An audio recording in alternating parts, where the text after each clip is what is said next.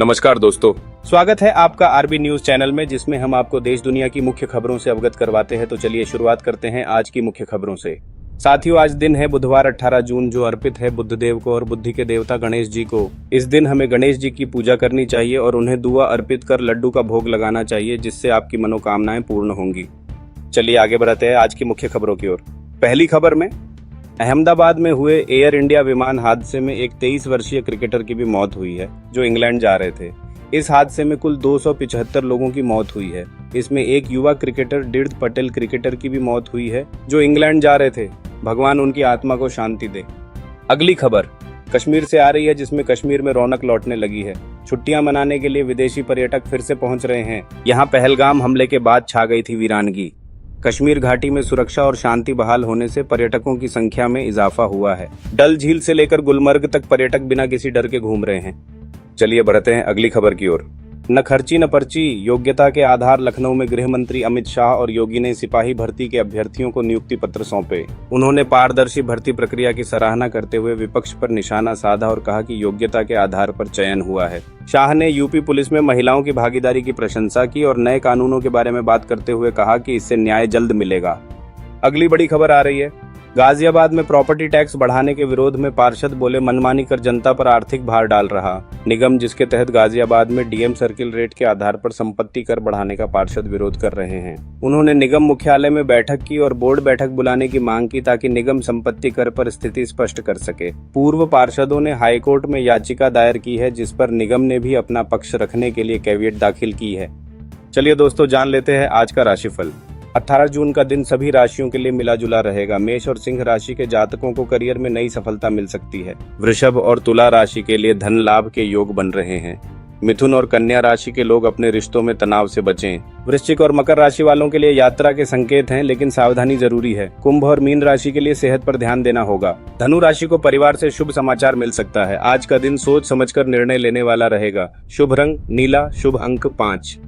दोस्तों, बढ़ते हैं अगली खबर की ओर, जिसमें माओवादियों के सफाये के लिए चले अभियान के इतिहास में बुधवार को सुरक्षा बलों की अब तक की सबसे बड़ी सफलता छत्तीसगढ़ में मिली। देश में माओवादी हिंसा का सबसे घृणित चेहरा 70 वर्षीय बसव राजू उर्फ गगन्ना उर्फ नंबाला केशवराव मारा गया। 1.5 करोड़ रुपए का इनामी बसव राजू भाकपा माओवादी महासचिव व पोलित ब्यूरो सदस्य था।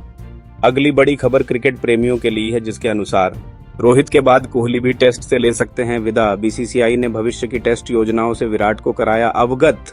पिछले साल घर पर 3 मैचों की सीरीज में न्यूजीलैंड के विरुद्ध पहली बार सूपड़ा साफ होने और ऑस्ट्रेलिया में बॉर्डर गावस्कर ट्रॉफी में 1-3 से शर्मनाक हार मिलने के बाद से भारतीय टीम प्रबंधन नई टीम के साथ इंग्लैंड दौरे पर जाना चाहता था। भारतीय टीम पहली बार रोहित की कप्तानी में विश्व टेस्ट चैंपियनशिप WTC फाइनल में नहीं पहुंच पाई, जिसके बाद ही तय हो गया था कि इंग्लैंड दौरे पर कप्तान नहीं होंगे। अगली मुख्य खबर, जो कि कोरोना को लेकर है, जो थमने का नाम नहीं ले रहा। साथियों, जान लें कि देश में कोरोना के मामलों में तेजी से वृद्धि हो रही है। सक्रिय मामले 20 गुना बढ़ गए हैं। वर्तमान में सक्रिय मामलों की संख्या 5755 से अधिक है। पिछले 24 घंटों में 391 नए मामले सामने आए हैं, जबकि 760 लोग ठीक हुए हैं। दुर्भाग्यवश 4 लोगों की जान भी गई है। चलिए बढ़ते हैं अगली खबर की ओर। सीएम योगी आदित्यनाथ की सिपाहियों को सीख दी और बोले, प्रशिक्षण में जितना पसीना बहाएंगे जीवन में उतना कम खून बहेगा। प्रधानमंत्री नरेंद्र मोदी के स्मार्ट पुलिसिंग के सूत्र strict and sensitive, modern and mobile alert एवं अकाउंटेबल, रिलायबल एंड रिस्पॉन्सिबल और टेक्नो सेवी एंड ट्रेंड का हवाला देते हुए उन्होंने कहा कि उत्तर प्रदेश ने इन सिद्धांतों को जमीनी हकीकत बना दिया है। अगली खबर जो कि आ रही है, जिसमें अहमदाबाद से लंदन जाने वाली एयर इंडिया की फ्लाइट AI-159 में तकनीकी खराबी आने के कारण उसे रद्द कर दिया गया। बोइंग 788 विमान दोपहर 110 बजे उड़ान भरने वाला था। यह घटना उसी रूट पर हुई है जहां पहले एयर इंडिया की फ्लाइट AI-171 दुर्घटनाग्रस्त हुई थी। एयर इंडिया ने अब इसकी वजह भी साफ कर दी है। अगली बड़ी अपडेट के अनुसार तत्काल के बाद अब सामान्य टिकट बुकिंग के नियम में भी बदलाव किया गया है। रेलवे ने सामान्य कोटे से बुक होने वाले टिकटों में वेटिंग लिस्ट को सीमित कर दिया है। अब स्लीपर से एसी तक सभी श्रेणियों में केवल 25% अधिक वेटिंग लिस्ट टिकट जारी होंगे। यह नियम धनबाद से चलने वाली ट्रेनों सहित देश भर में लागू हो गया है, जिससे यात्रियों को राहत मिलेगी और नो रूम की समस्या से निपटने में मदद मिलेगी। बढ़ते हैं अगली खबर की ओर, जिसके अनुसार एडवाइजरी जारी की गई है कि फौरन छोड़ें तेहरान। ईरान में दूतावास की भारतीय नागरिकों के लिए एडवाइजरी जारी हुई है।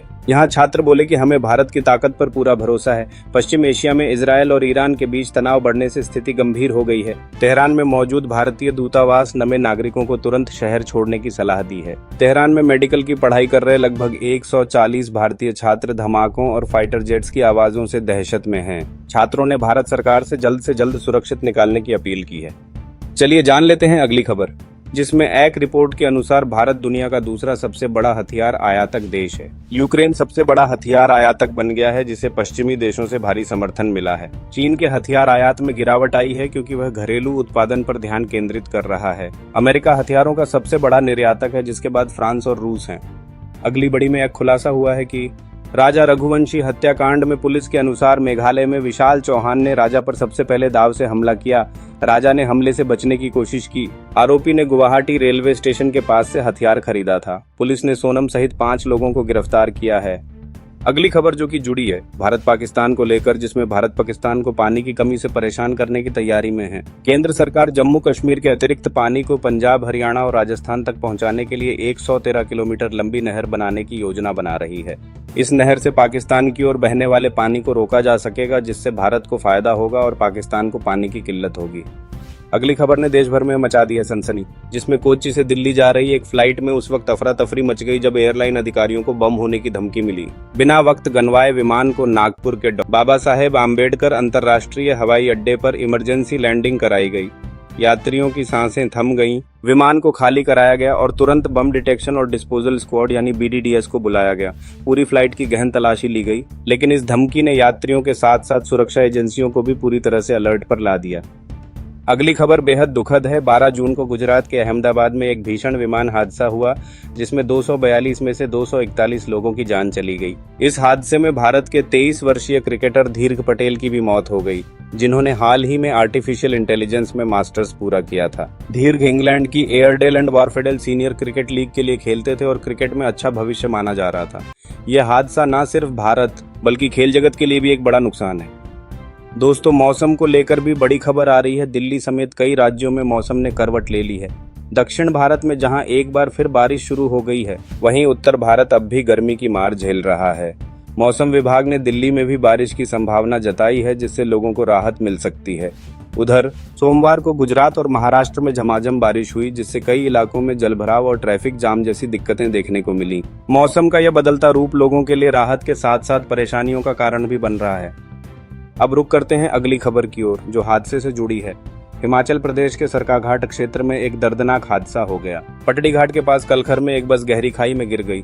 बस बलदवाड़ा से मंडी जा रही थी, तभी यह हादसा हो गया। इस दुर्घटना में 2 लोगों की मौके पर ही मौत हो गई, जबकि 15 से 20 यात्री घायल हो गए। हादसे के तुरंत बाद स्थानीय ग्रामीण मौके पर पहुंचे और घायलों को बाहर निकालकर प्राथमिक इलाज के लिए भेजा। यह हादसा एक बार फिर पहाड़ी इलाकों में सड़क सुरक्षा की चिंताओं को उजागर करता है। अगली बड़ी खबर दिल्ली से है, जहां अतिक्रमण हटाओ अभियान ने मचाई हलचल। दिल्ली के अशोक विहार फेज 2 में DDA ने अतिक्रमण हटाने की कार्रवाई की, जिसमें 30 साल पुरानी बस्ती की लगभग 1000 झुग्गियां तोड़ी गईं। कुल 1650 झुग्गियों में से 1078 लोगों को पुनर्वास योजना के तहत फ्लैट मिल चुके हैं। कोर्ट के आदेश के चलते 250 झुग्गियां फिलहाल नहीं तोड़ी गईं।